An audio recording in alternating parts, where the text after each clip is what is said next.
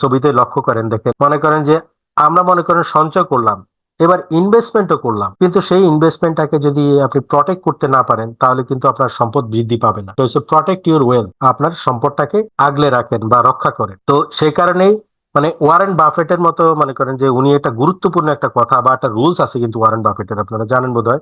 Rules number 1, never lose money. আর rules number 2 হচ্ছে never forget rules number 1। তার মানেটা কি দাঁড়ালো? সেটা হচ্ছে যে ওনার, আপনি যদি বেসিক্যালি চিন্তা করেন, ওনার রুলস হচ্ছে দুইটা।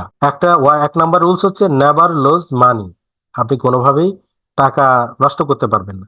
কিন্তু আবার সেকেন্ড ইয়াতে বলছে যে নেভার ফরগেট রুলস নাম্বার 1, তার মানে ওনার আসলে দুইটা রুলস বলছে, আসলে রুলস একটাই। সো এই জিনিসটাকে, এই যে আপনি আপনার ওয়েলথটাকে প্রটেক্ট করবেন, এটা কতটা গুরুত্বপূর্ণ সেটা বোঝানোর জন্য আমি ওয়ারেন বাফেটের পয়েন্টটা আপনাদের সামনে আনলাম। আপনার আমার ফার্স্ট প্রায়োরিটি হবে যেটুকু সম্পদ ইনভেস্টমেন্ট করেছেন সেটা কোনোভাবেই যেন নষ্ট না হয়। আপনি 2-3 বছর যাবত কষ্ট করে একটু একটু করে সঞ্চয় করে বিনিয়োগ করেছেন, সেই বিনিয়োগ মনে করেন আপনি নষ্ট হতে দিবেন, তাহলে মনে করেন যে এই যে আপনি কষ্ট করে যে 2-3 বছর যাবত যে আপনি এটা উপার্জনটা করলেন, এই 2-3 বছর কিন্তু আপনার লাইফ থেকে কিন্তু কষ্টার্জিত টাকাটাও যেমন গেল, 2-3টা বছর যে সময়, সেই সময়টাও কিন্তু মানে ব্যর্থতা পর্যবসিত হলো।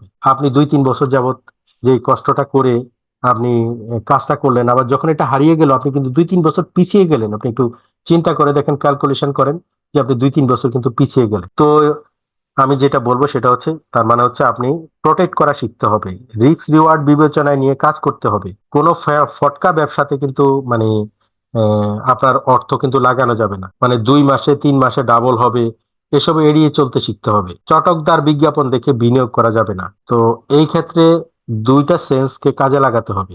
সেটা হচ্ছে কি, should be control your own emotion and should be realistic. আপনি কোনো কিছু দেখে আপনি ইমোশন হয়ে কোনো কিছু করবেন না। কোনো কিছু করতে গেলে সেটা সব সময় ভালো কিছু বয়ে আনে না, কখনো কখনো খারাপ আনতে পারে। সো আমি এই ধরনের উদাহরণে আর না গেলাম।